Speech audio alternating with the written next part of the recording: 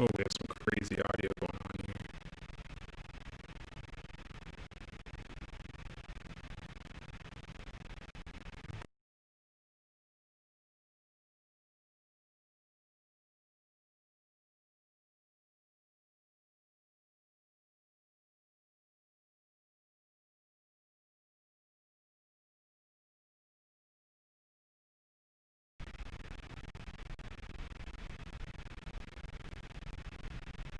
That's not right.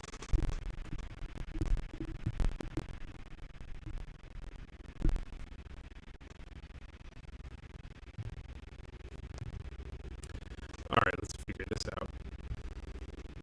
This is why we test.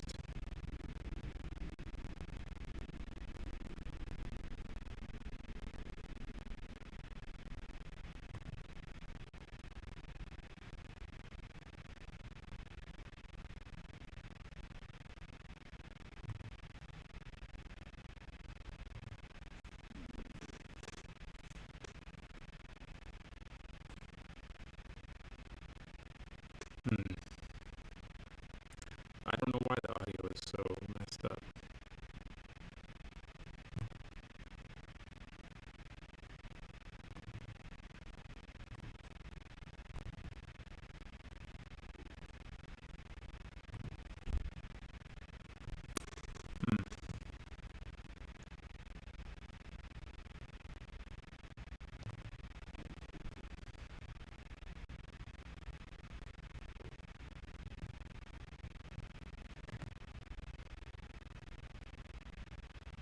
Alright, let's switch this.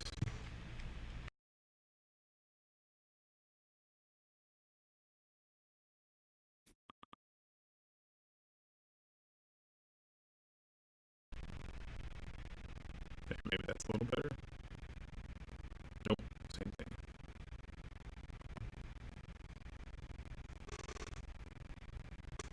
Electrical interference, it very well could be. The microphone is surrounded by devices.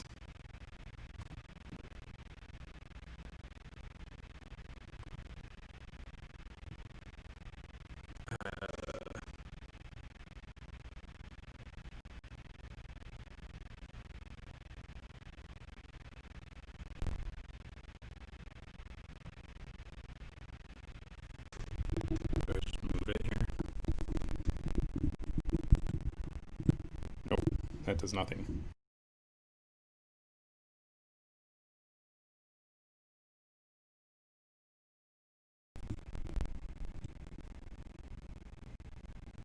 Nope.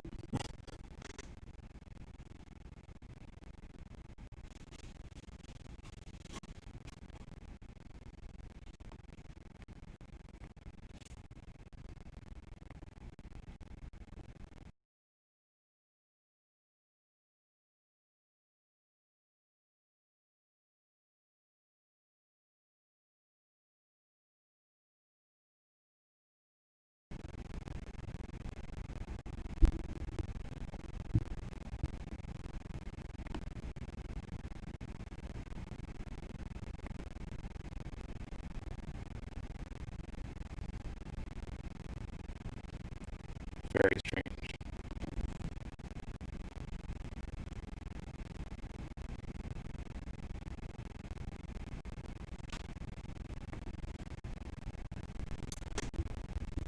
It is plugged into a USB port.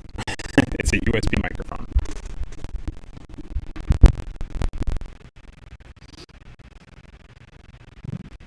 What if that cable?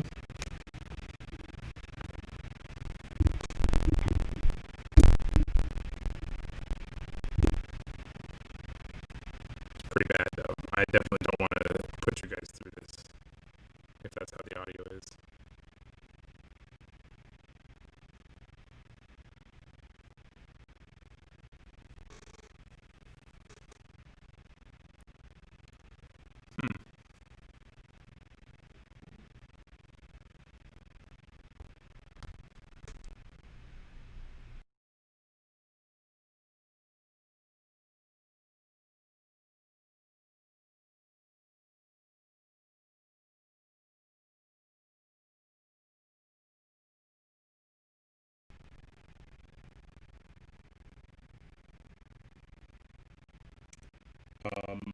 they can't use the same power source, David.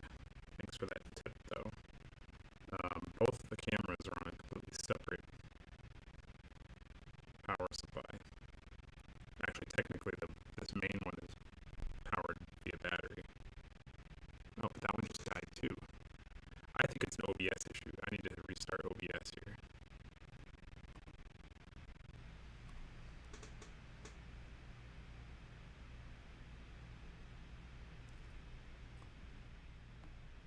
Okay, I think it sounds good now. Yeah, it was just OBS. It's quirky. I mean, that's why it's open source. Okay, so this is really a test to see if this entire format is even viable. Essentially, you know, when I do the live streams on the mod streams on Saturdays, periodically people will ask questions about other lenses, and I would go into them. And this one in particular, I got just this last weekend.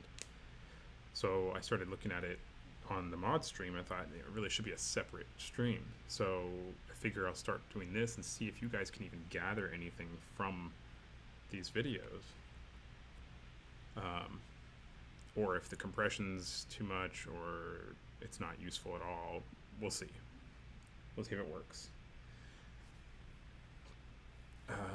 In fact, let me share this because I'm gonna need some feedback from you guys.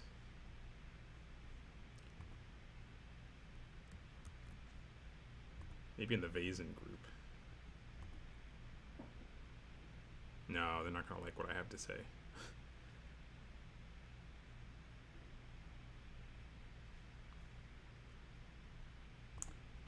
Let's drop it in.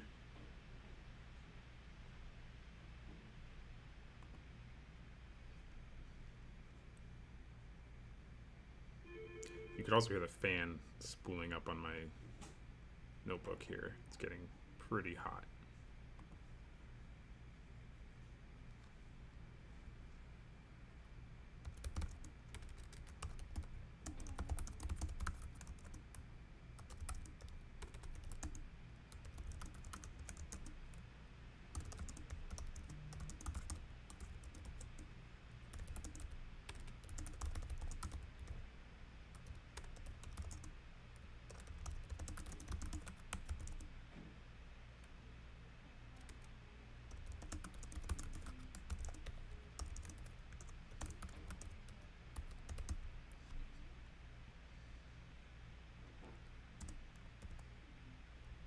So the other caveat here,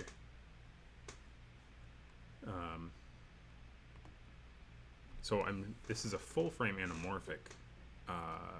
It's a 1.8 times anamorphic, and I'm using it right now. What you're looking at, the main picture here, is the output from a Gemini, which is Super 35. So we're not looking, so two things. We're not looking at the full image, and two, it's not de-squeezed properly. The only setting that you can really use for anamorphic on a Gemini is 1.3 or 2x. So right now it's being de-squeezed by 2x. So I don't know if that's even worth people considering. Did I just lose my audio again? What happened? No, it's good.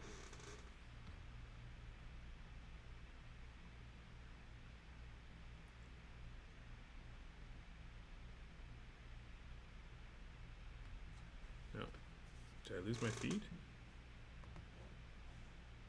No, it's still going. I think.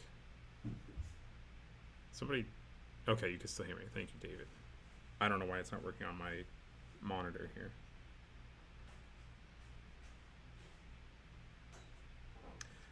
So really the purpose of this is just to show you guys something along the lines of what I would do for a standard quick test.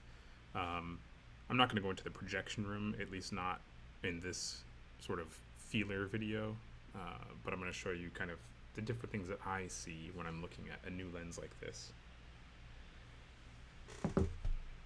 So focus chart, I always put a lens in front of a focus chart. This is not, I want to make very clear, this is not a scientific setup. The way I have it set up so that you guys can see what I'm doing on the stream, the camera is in no way, shape, or form perpendicular to, or parallel. The sensor on the camera is not parallel to the test chart, so we're not looking at this the way we should be, but you could still gather a lot of information. So in terms of what I'm seeing here that I want to show people would be the breathing. When I rack towards infinity, it squishes horizontally, or vertically, sorry, and when I rack to minimum, it moves away, or it expands horizontally. So that it may very well be something that people are interested in for an anamorphic lens. It's kind of the idea. As far as resolution goes, it's not great.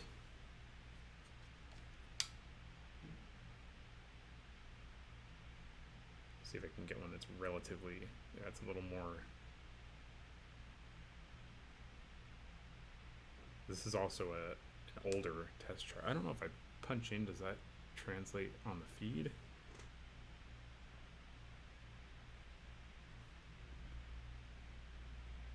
It does. Yeah, it does. That's cool. That's handy. So, again, something else that I see, tons of chromatic aberration on the on resolution on artifacts that are in front of the focus plane. It's very, very magenta. I assume that's coming across on the stream. And then if I go to the opposite side, it's very, very green. So there you have magenta, focused, green. So a pretty significant amount of chromatic aberration. But again, at this price point, that's not bad at all. Obviously, you can get rid of a lot of that when you stop down. This is all at 2.8. If I go down to 5.6 or even 4, you eliminate almost all of that chromatic aberration. That's very clean for a 1.8 times anamorphic. So the stuff that most people are going to be interested in seeing, lights and flares and all that good stuff. We'll see if this even works. It might get caught on the wire here, but we can spin that around. Almost. My handle's going to hit the bench here.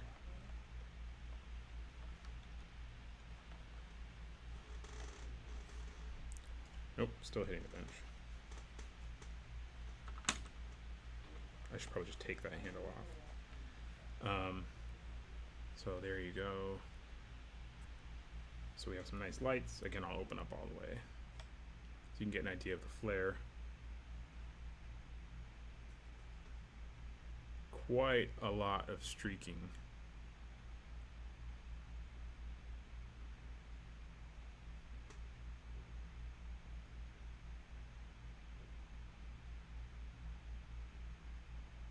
Not as much as I would like for an anamorphic, personally, but that's also very subjective.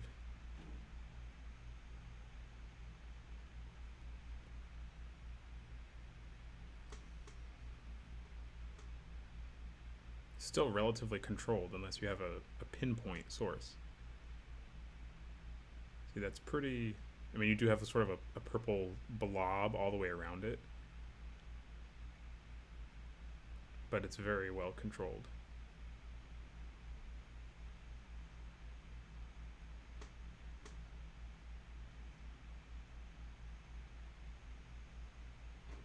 Yeah, so we get those blue. If I cover, it stays pretty consistent. So you're gonna get that regardless of your matte box or your filters. But I see two flares. Sorry, I see flares and then I see a reflection. The blue flares that emanate from each light bulb are very, very desirable by a lot of people. But then we have these red vertical streaks that are a reflection. And I assume a lot of that is from a lack of blackening on the internal elements, again, could be very desirable, but it's a highly subjective characteristic.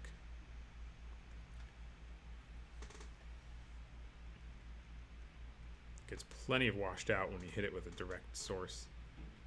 It loses all contrast, which I like for an anamorphic. That's nice.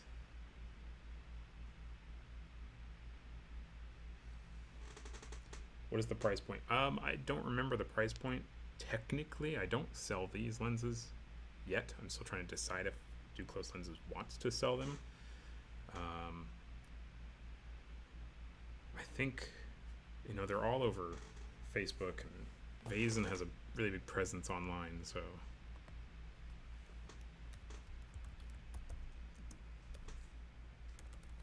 let's see if it comes up here.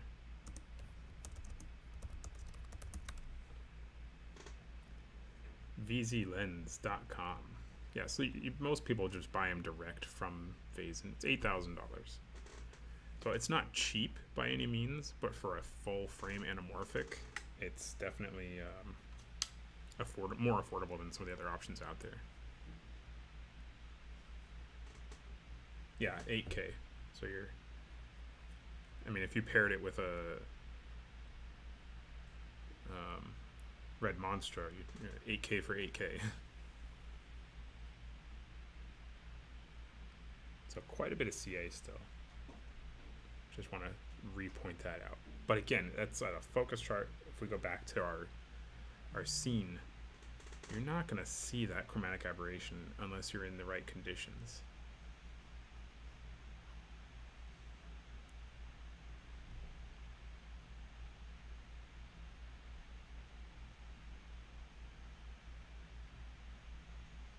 I don't know that I have the conditions necessary to really show that, at least not right now. You need like something chrome or really high contrast, like a windowsill, a backlit window. So I do like the focus fall off. You can tell when I angle it here, you get a nice even focus fall off. I don't see the traditional mumps characteristic that you see with some cheaper anamorphics. But that breathing, I know, is going to bother some people. See that compression.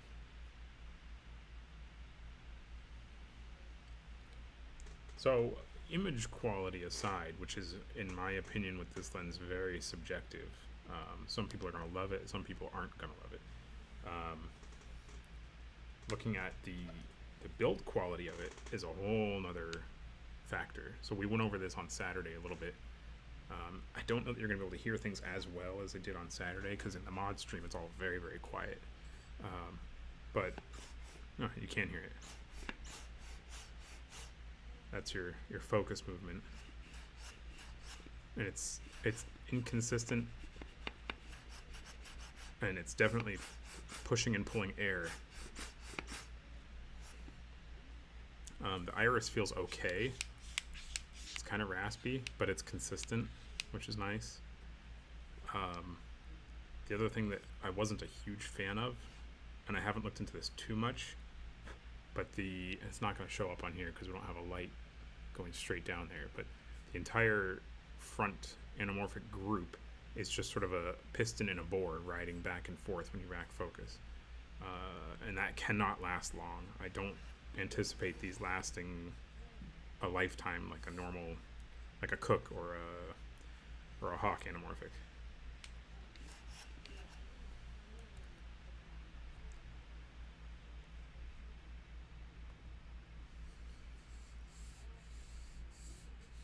Noticing 1.8 squeeze being more popular these days. Why do you think that is?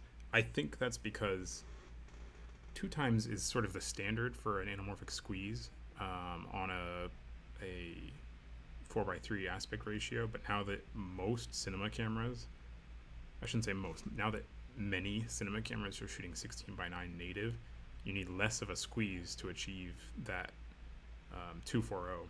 You know, like we saw on the camera here. this is being de-squeezed by 2, which is not accurate for this lens. And we have a crazy wide image. This isn't normal for this image. This is way wider than 2.40. So I think that's the big reason why 1.8 is a little more popular, but technically, if you're shooting 16:9, you should be using a 1.33 anamorphic, which is even more popular than 1.8, in my opinion. But that's a big debate. Once you go down to 1.3, you start to lose a lot of the anamorphic characteristics, which is really why you would be shooting anamorphic. Nobody's shooting anamorphic for the field of view, and if you are, you're ill-informed or you're doing it wrong. If you need a wider field or a wider angle, there's absolutely no shortage of extremely high quality ultra wide angle lenses these days. So if you're more likely you're choosing anamorphic for the look. You want the flares, you want the, maybe you do want the breathing a little bit, you want that compression. So yeah, I think that's the reason why 2x is still the most popular, because when you get to those wider, or sorry, when you get to those lower squeeze ratios, you lose a lot of that character. Same thing for rear anamorphic. These are front anamorphic. Matt says, Greg Fraser said he's shooting the Batman on custom 1.8x anamorphics.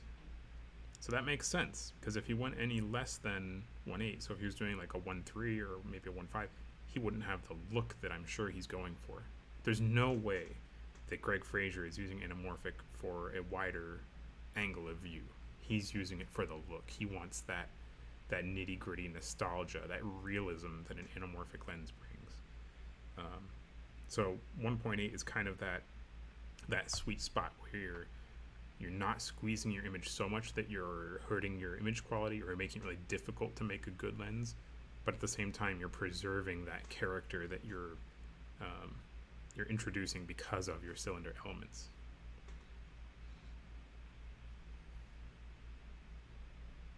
It's also shooting on LF. I wonder if the size of open gate sensor lenses. Yeah, it probably. That's the thing, between 1.8 and 2, there's not a huge difference. So I don't know why he's picking 1.8 over 2. I don't know if it was a manufacturing limitation, or maybe that's the cylinder glass that Arri had at their disposal. I don't know. That would be very curious. I would love to know why. I'd love to know if he chose 1.8, or if that was all that was available to him.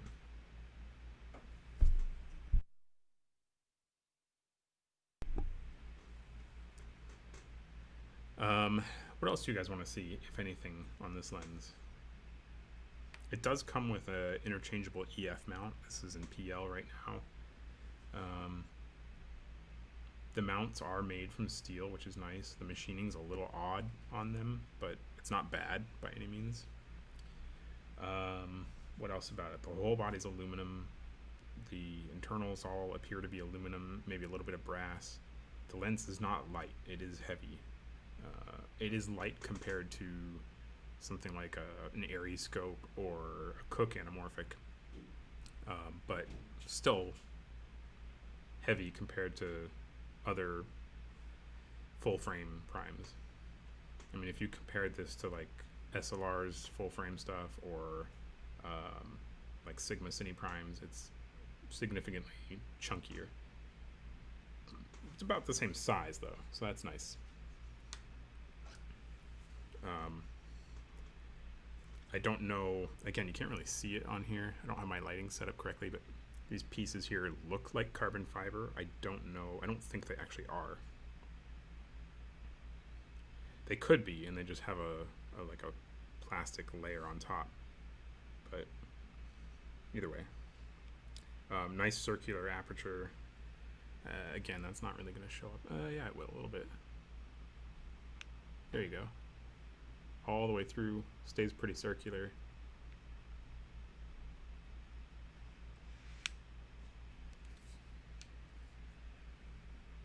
The clocking that they did in manufacturing appears to be pretty good. So if you're not familiar with clocking, if it's not clocked correctly, you get this effect. See that? Or that. That's the mesmerizer effect. But they do appear to have clocked everything nicely. This the ball head's probably not perfectly aligned. Actually, I'm looking at the spirit level right now. It's not at all aligned. I think I had adjusted it for this scene over here, not for, uh-oh, did we lose? Oh no, there it goes.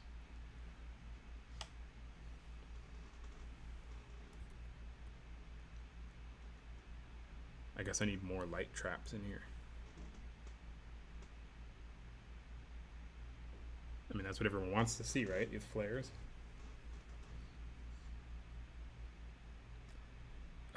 Back focus. Is there a back focus available on this lens? Technically, yes. Under the mount, there are shims that you can adjust. It does come with, I think it came with 2 shims. So when you're swapping the mounts, you can adjust that. But if you don't have the correct tools, it's really just a guessing game.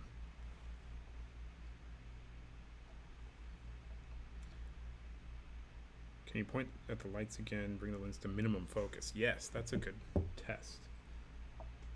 That's infinity. Where's minimum? Here's minimum. There's your bokeh. That's minimum, although the lights aren't super far away, so they could be bigger bokeh balls. But you still see those reflections very prominent now. Those vertical red streaks, those will not go away.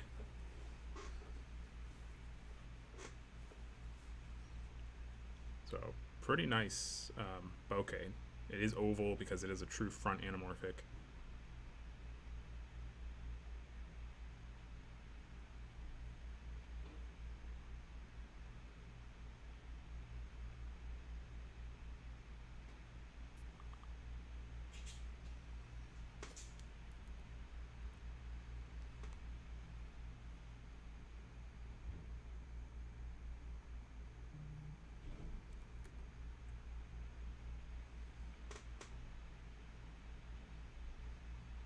So there's infinity.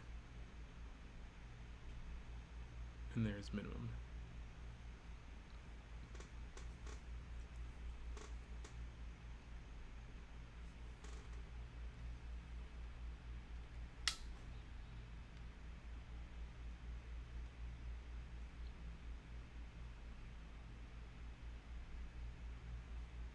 Ooh, had a weird reflection right there. There you go. Just outside of the frame.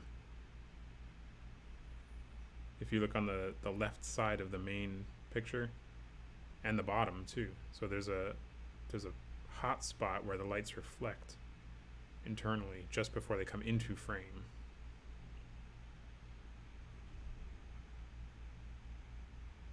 There it is again, see? Alright. There. Oh. That one's very touchy.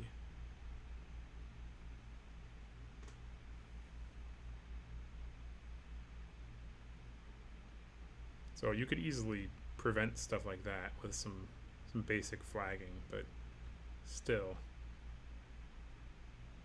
that could be a nuisance for some people.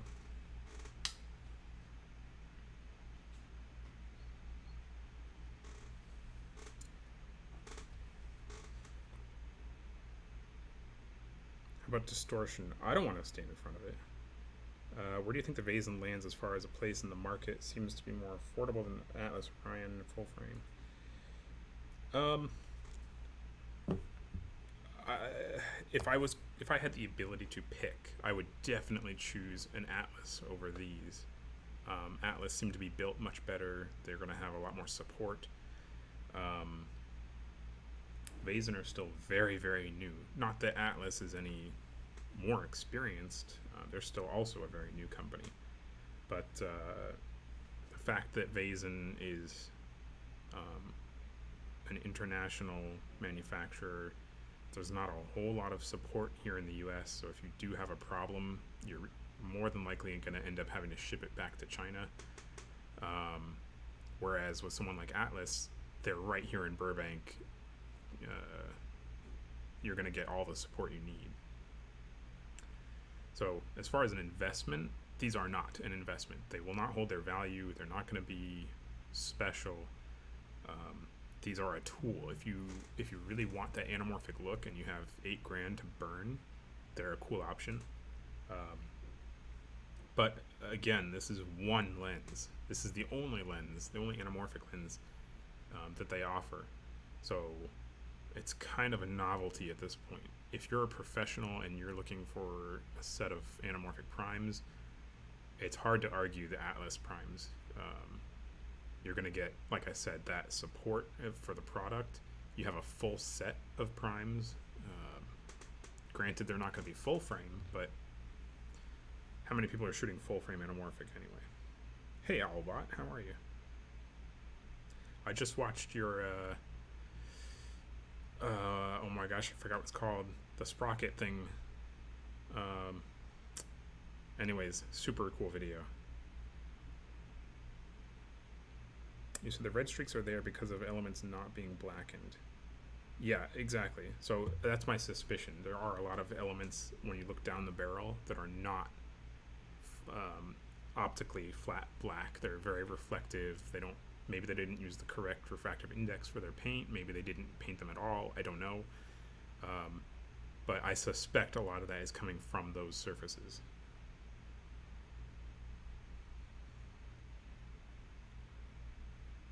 And you also enjoy filming full frame anamorphic. All right, what do you use then? What is your go-to full frame anamorphic?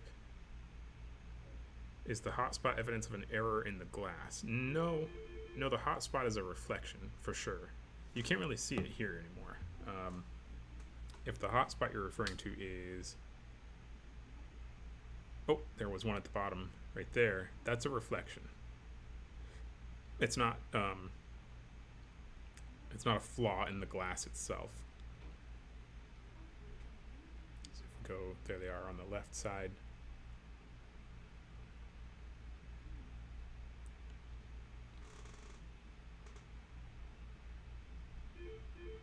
There it is, pretty significant.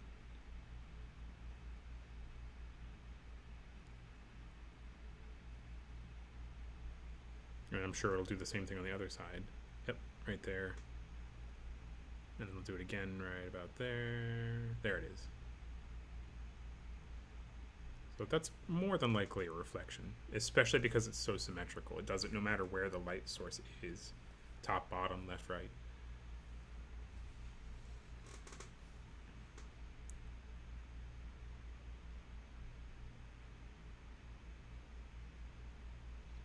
What do you think about Atlas versus PNS evolutions? Evolutions are also much smaller.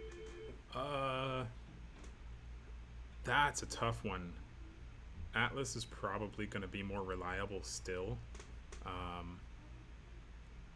But I am a huge fan of Kowa anamorphics. If I was shooting a project and I wanted to shoot anamorphic and I had the choice of those anamorphics, for me it would be the Kowas, for sure.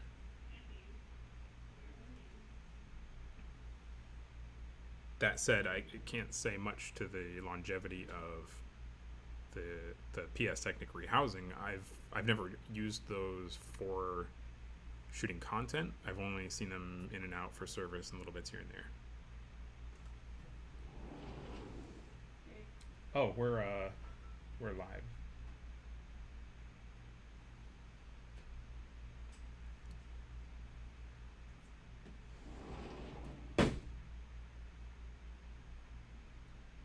Nikon primes. Oh, so are you using like an anamorphic front adapter with Nikon primes? You have to be.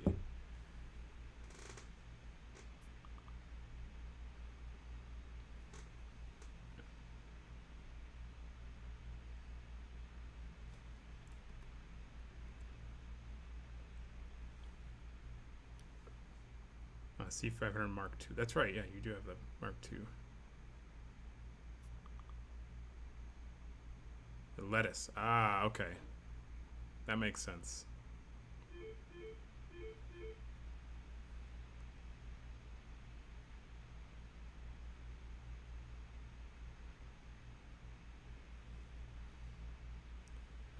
What were the other questions here? What about distortion? Oh, you wanted me to stand in there. I'll go sit. Let me see if I can rack focus. It's just me, so let me see if I can do both focus and stand in here. So let's maybe right about there. Actually, you know, I'll move the chair closer. Hold on, let me run back and forth and try and focus properly.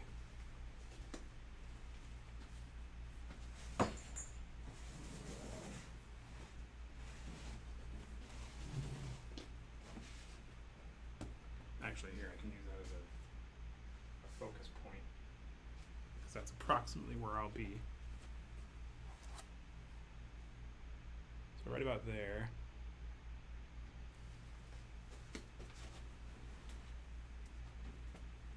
No, I didn't get focus right at all. About there, yeah.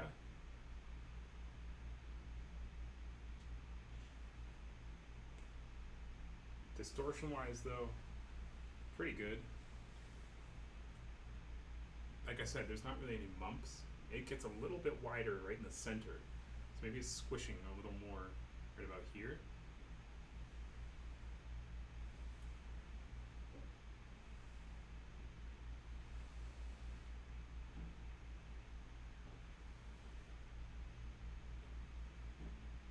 It's not bad.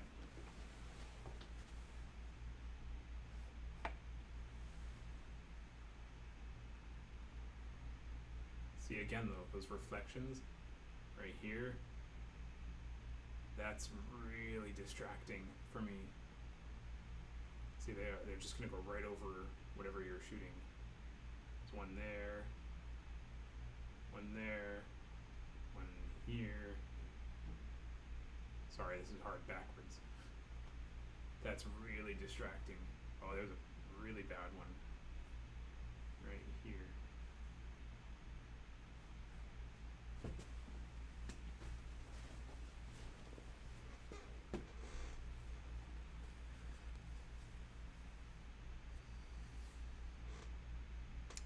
Hey Matthew, how do you think Zelmuse stacks up? I have not ever seen a Zelmuse in the wild. I see tons of stuff they post on social media. I've seen lots of renderings.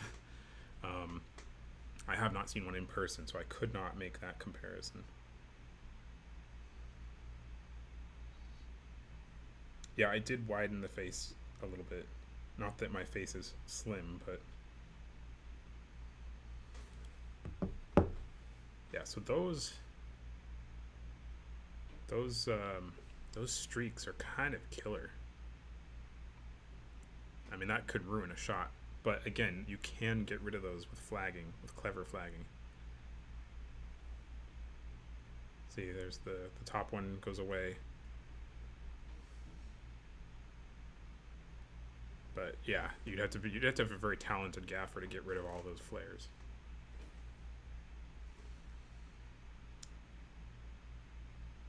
Aren't those reflections just simple ghosting effects because of TGE front diopter?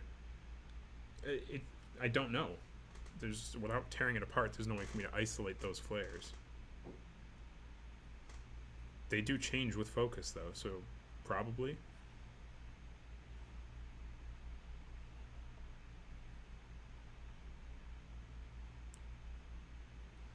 Yeah, once I go to close focus, or sorry, infinity, it's definitely going to widen your image, and then close focus gets a little bit more narrow. It's got a weird middle ground.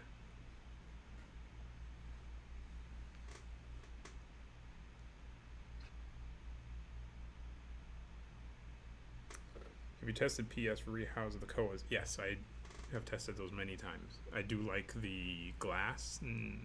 I don't have much to say about the mechanics. They're not yeah.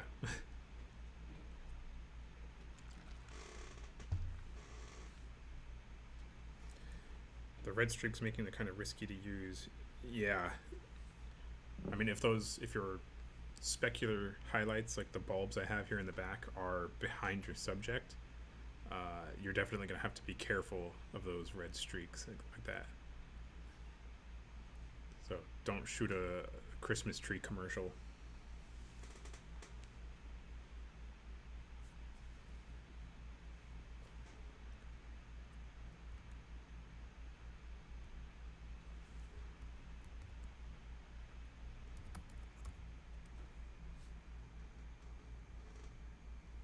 Let's see.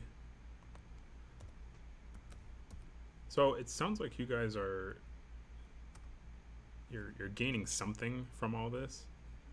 I also have the new Fujinon 19 to 45 Permista, so I'm considering putting that on here as well. But again, this is only a Gemini, so it's not going to show the true potential of that lens.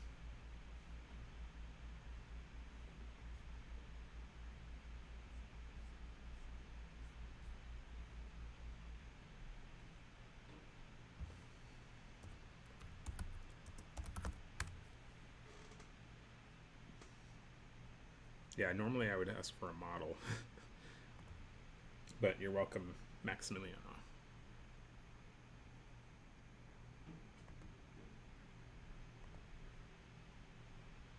Let's see what else. I don't know, what else do you guys want to see with this lens in particular?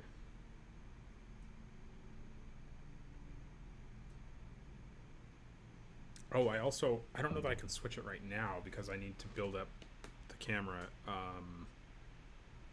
The 19 to 45 is relatively lightweight compared to other big zooms, but it does need support, and right now I don't have any support on the camera. It's just bolted directly to the head plate. So there's the lens.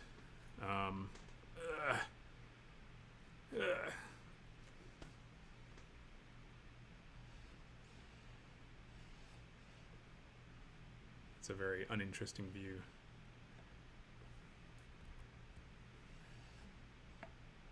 It's decent close focus, but it does have that shift right at the end. See, all through the middle ground, through like normal focus, it's nice and consistent, but when I get to very minimum, it shifts a lot. See that? Right there. You guys see that big shift? That's a little concerning. I would probably not use this lens to its full limits because of something like that. That would really distract from your content. And I can't tell if it's just image shift or it's actually breathing.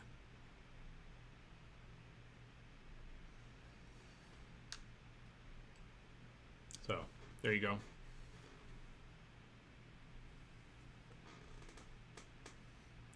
What's your question? Is there something with more color in your room?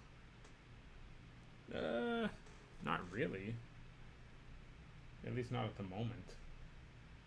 I mean, I can put up some stuff, but I don't expect to see much in terms of color from this lens.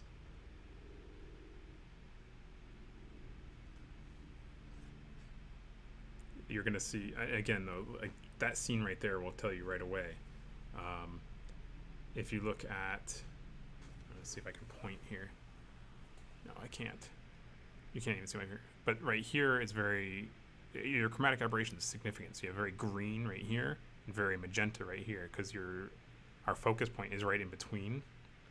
So you're seeing both sides of that aberration.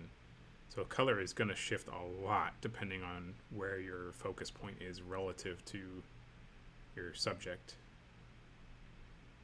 So if everything is in front of your focus point, behind your focus point, it's going to be relatively green. If your subject is behind your focus point, it's going to be relatively magenta. That's pretty significant. I don't know if that's showing up with the compression through YouTube, but it's definitely showing up here. Is this in the center? What does that mean? The center of the sensor? If you're asking if it's in the center of the sensor, then yes. The Gemini scales down well, it's not scaling down at all. We're in 5K. At least I thought we were. Yeah, we're at 5K. 5K anamorphic. So we can leave anamorphic, and it'll show you. Oops.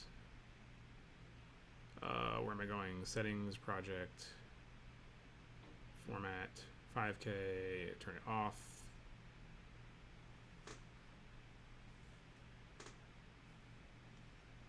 There's your unsqueezed image, which looking at a focus chart doesn't tell you a whole lot. So if I swing it back around here.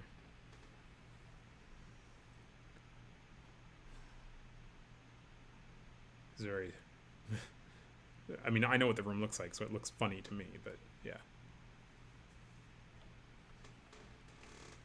But yes, that should be looking at the center. It's using the whole sensor when it's in anamorphic. It's just squeezing it or de-squeezing it.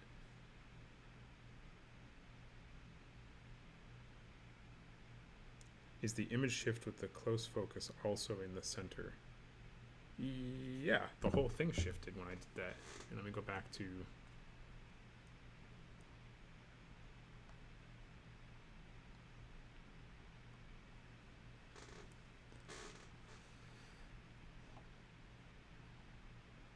I mean, less in the center. It's hard to see also because we're so out of focus. So if I go to... I mean, sorry, that's at infinity. That wasn't close focus. Or did it? Was it at close focus? Let's try it on both. No, what I was looking at before was in infinity. I don't know if I said close focus.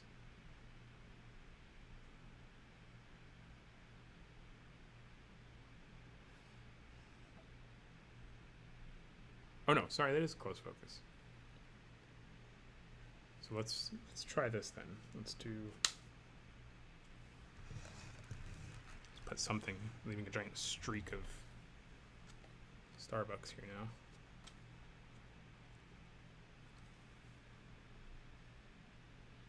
Yeah, I mean, you're still going to see it in the center because it's stretching vertically also.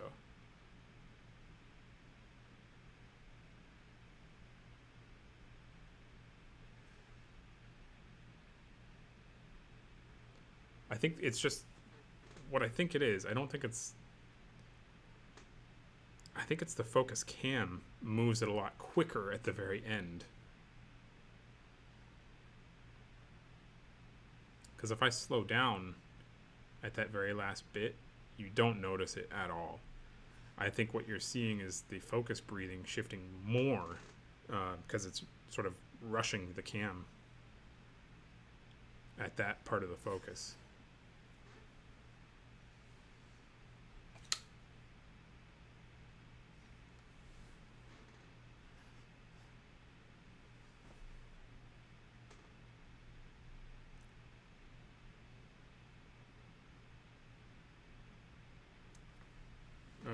David says, you mentioned the red flares came from lack of black coating on the inside of the lens.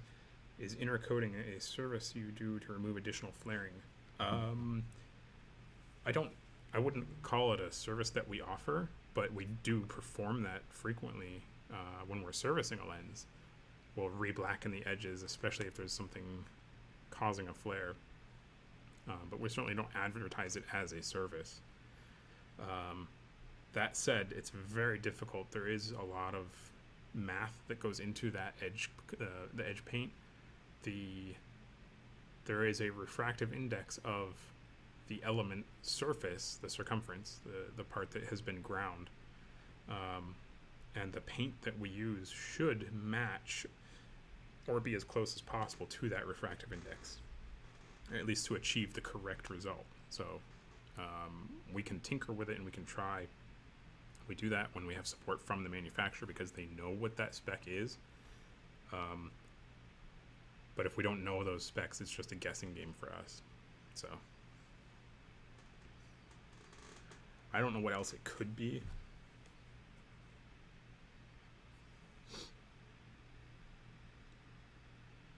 There's a couple edges So where the mask on the lens is, I don't know if you can see this. You know, you have these vertical lines on the mask. It could be from something like that.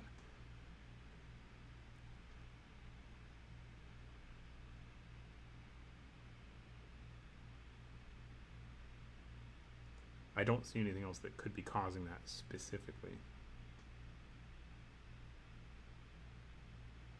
There's a mask on the top and bottom too. What looks like on the back of the focus group. So it's not a perfect circle all the way through.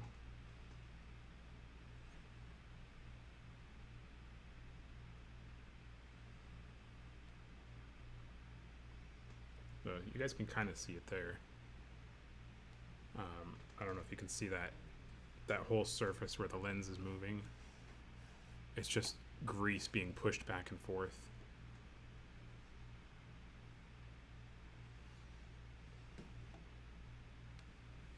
Here, I'll see if I can show you a little closer there.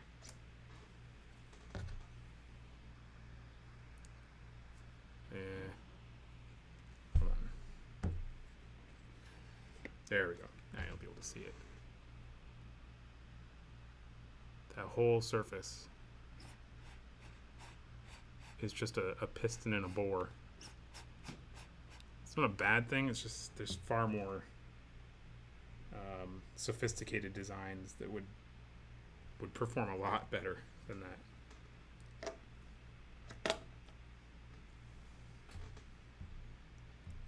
Alright, I'm going to go build this up a little more. It sounds like you guys are at least getting something from looking at lenses live like this, so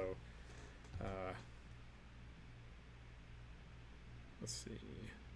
So I'll switch it out to the Permista and we'll do another live. It's probably not going to be right away because I have some other projects I'm working on. But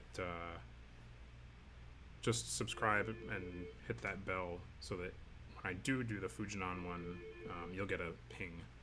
That'll be helpful.